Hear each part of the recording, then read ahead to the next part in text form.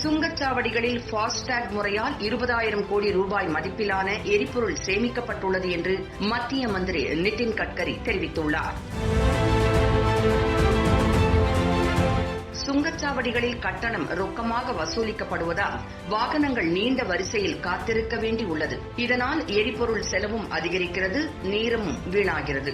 இந்த பிரச்சனையை தவிர்க்க மின்னணு முறையில் கட்டணம் வசூலிக்கும் ஃபாஸ்டாக் முறை கடந்த 2016ஆம் ஆண்டில் அறிமுகப்படுத்தப்பட்டது. இந்த முறைக்கு வாகன உரிமையாளர்கள் மாறுவதற்கு கால அவகாசம் அளிக்கும் வகையில் இதை கட்டாயம் ஆக்குவதற்கான தேதி அவ்வப்போது நீட்டிக்கப்பட்டு வந்தது.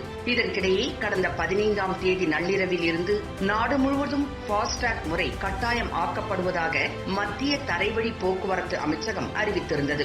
இந்நிலையில் தலைநகர் டெல்லியில் மத்திய சாலை போக்குவரத்து மற்றும் நெடுஞ்சாலைகளுக்கான மந்திரி திரு நிதின் கட்கரி தேசிய நெடுஞ்சாலை இணைப்புகளுக்கான மதிப்பீடு மற்றும் தரவரிசையை நேற்று வெளியிட்டு பேசினார். அப்போது அவர் கூறுகையில், நாட்டில் நெடுஞ்சாலையை பயன்படுத்துவோரிடம் இருந்து சுங்க கட்டணம் வசூலிப்பதற்கு ஃபாஸ்டாக் கட்டாயம் என அறிவிக்கப்பட்ட சூழலில் ஆண்டிற்கு ரூபாய் 20,000 கோடி மதிப்பிலான எரிபொருள் சேமிக்கப்பட்டுள்ளது.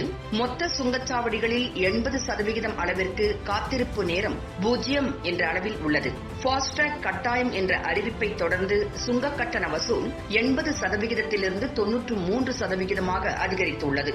சுங்கச்சாவடிகளில் வாகனங்கள் காத்திருப்பதற்கான நேரம் இன்னும் குறைவதற்கான நடவடிக்கைகளை எடுப்பதற்கு நாங்கள் முயற்சி செய்வோம் என்று தெரிவித்துள்ளார்.